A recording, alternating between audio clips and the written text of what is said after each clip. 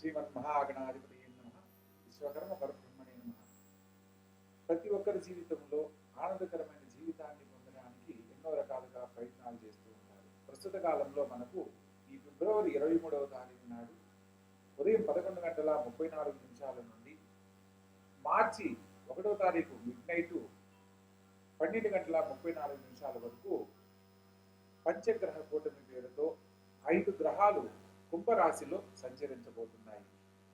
మనకు గత జీవితాల్లో షష్టగ్రహ కూటమి, సప్తగ్రహ కూటమి, ఇలా చతుర్గ్రహ కూటమి, త్రిగ్రహ కూటమి అంటే ఇట్లా మనకు ఒకే స్థానంలో 2, 3 గ్రహాలు, 4 గ్రహాలు, 5 గ్రహాలు కలవడాన్ని మనం గమనించుంటాం. కానీ ఈ యొక్క 2026వ సంవత్సరంలో ఈ యొక్క పంచగ్రహ కూటమి అనే కుంభరాశిలో ఏర్పడుతుంది. పంచగ్రహాలుగా రవి బుధులు, అదేవిధంగా రాహువు, శుక్రుడు మరియు కుజగ్రహాలుగా తెలియజేయడం జరుగుతుంది. ఈ 5 గ్రహాలు ఒకే స్థానంలో సంచరించేటప్పుడు ప్రత్యేకంగా రవి రాహువులు కనుక కలిస్తే పట్టుదలకు సంబంధించిన పనులు కానీ, విద్యుత్తుకు సంబంధించిన సంస్థల్లో ఇబ్బందులు, కొన్ని రకాల సమస్యలు ఎదుర్కోవడము, అదేవిధంగా కుజుడు సంచరిస్తున్న కారణంగా మాటకు సంబంధించిన కొన్ని మాట్లాడే సందర్భంలో ఆలోచించకుండా మాట్లాడటం వల్ల, తీసుకునే నిర్ణయాల వల్ల ఎదుర్కొనే సమస్యలు, అదేవిధంగా శుక్రుడు ధనానికి, ఆర్థిక లాభానికి అధిష్టాన దేవుడుగా, బుధుడు బుద్ధిబలానికి, తెలివిగా మాట్లాడే జ్ఞానానికి అధిష్టాన దేవుడిగా మనకు గ్రహాల యొక్క స్వభావాలు తెలియజేస్తూ ఉన్నాయి. ఇలా ద్విగ్రహాలు అంటే రెండు గ్రహాలు కలిపినప్పుడు రవి గ్రహంతో బుధుడు గనక కలిస్తే బుధ ఆదిత్య యోగము అని అంటారు. ఈ బుధ ఆదిత్య యోగము చాలా యోగ్యమైనది. వారి వారి జీవితాలలో ఉన్నతమైన జీవితాన్ని, పేరు ప్రతిష్టలు పొందే విధంగా అనుకూలిస్తుంది. అదే సందర్భంలో శుక్రుడు గనక కలిశారు అంటే ఇక్కడ ఈ యొక్క శుక్రుడు ఎప్పుడైతే కలుస్తాడో బుధాదిత్య యోగ ఫలితాన్ని సంపూర్ణంగా పొందలేకపోవడానికి కారణమవుతుంది. శుక్రుడు చేరడం వల్ల ఏదైతే బుధాదిత్య యోగంలో మనం పొందాలనుకున్న ఫలితాలను ఆయన ఇవ్వనీయకుండా చేయడం అనేది జరుగుతుంది. తత్కారణంగా యోగం ఉన్నప్పటికీ కూడా కొన్ని రకాల పరిస్థితుల్లో మనం సమస్యలు ఎదుర్కోవడం కూడా జరుగుతూ ఉంటుంది. అదేవిధంగా ఈ యొక్క పంచగ్రహ కూటమి విశిష్టత గురించి తెలుసుకుంటూ ఒక్కొక్క రాశుల వారిగా ఏ రాశుల వారికి శుభాశుభ ఫలితాలు, మిశ్రమ ఫలితాలు, ఏ పరిహారాలు ఆచరించడం వల్ల మిగిలిన రాశులకు అత్యుత్తమమైన ఫలితాలు పొందుతారన్న విషయాన్ని మనం వివరంగా తెలుసుకుందాం. ప్రత్యేకంగా ఈ యొక్క పంచగ్రహ కూటమి గురించి మనం పెద్దగా భయపడవలసిన విషయం కాదు అనేది ముఖ్యంగా తెలుసుకోవాల్సిన విషయం. ఎందుకంటే 2019 డిసెంబర్ 26లో షష్టగ్రహ కూటమి ఏర్పడిన సందర్భంలో మనకు కరోనా పేరుతో అనేక రకాల సమస్యలు ఎదుర్కొన్న సంగతి అందరికీ తెలిసినదే. ఎక్కడైతే ఈ యొక్క శని భగవంతుని యొక్క స్థానంలో ఈ యొక్క పంచగ్రహ కూటమి జరగడం కారణంగా భారీగా జనసమూహం ఏర్పడే ప్రదేశాలలో కొన్ని ఇబ్బందులు ఎదుర్కోవడానికి అవకాశం ఉంటుంది. శక్తికి మించిన పనులు చేయరాదని సూచనగా తెలుసుకోవాలి. విద్యుత్తుకు సంబంధించిన పనుల్లో కూడా తగు జాగ్రత్తలు తీసుకోవాలి. విద్యుత్ రంగాల్లో పనిచేసే వాళ్ళు కానీ, లేదా పెద్ద పెద్ద పెట్టుబడులు చేసే విషయాలలో ప్రస్తుత కాలంలో ఎటువంటి నిర్ణయాలు తీసుకోకూడదు అని సూచనగా తెలియజేయడం జరుగుతుంది.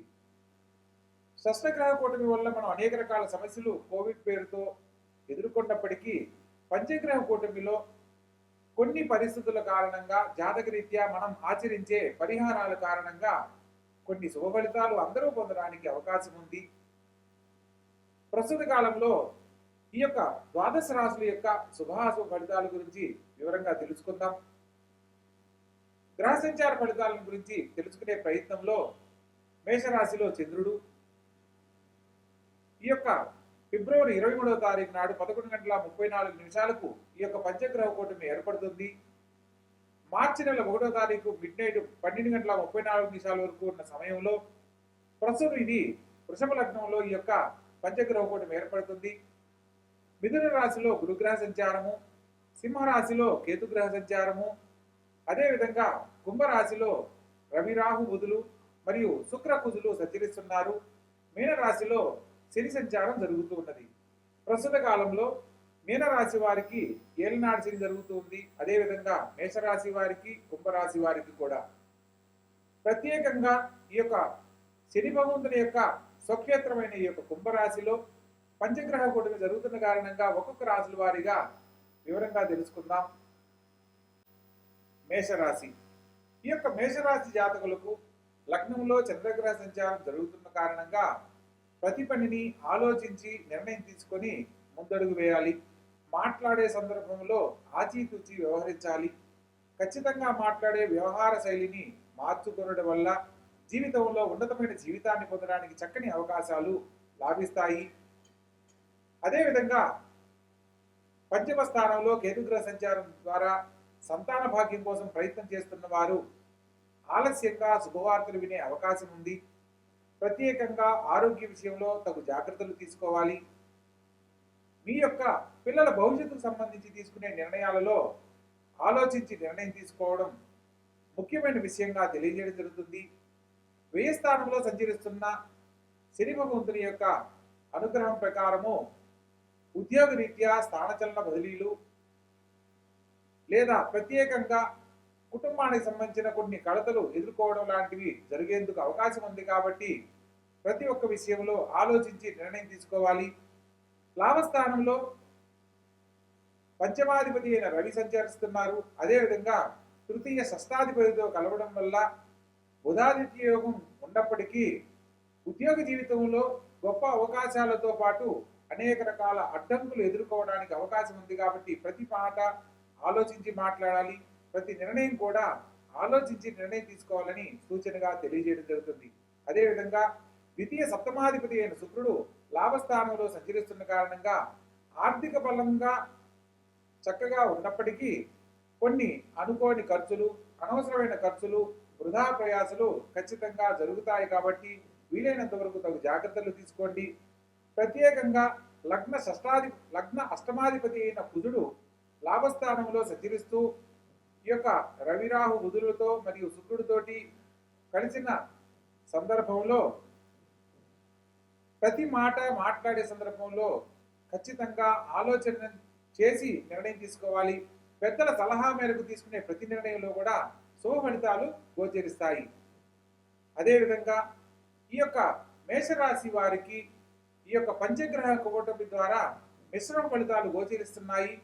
ప్రత్యేకంగా సుబ్రహ్మణ్యేశ్వర స్వామి ఆరాధన, అదేవిధంగా సూర్య భగవంతుని ఆరాధన కనుక ఆచరించినట్లయితే కుటుంబానికి సంబంధించిన అనేక రకాల సమస్యలు తొలగిపోతాయి.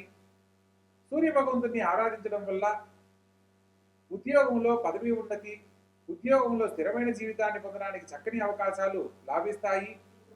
ప్రత్యేకంగా ఆదివారం నాడు ఆదిత్య హృదయ పారాయణ చేయడం ఎంతో ఉత్తమంగా తెలియజేయడం జరుగుతుంది.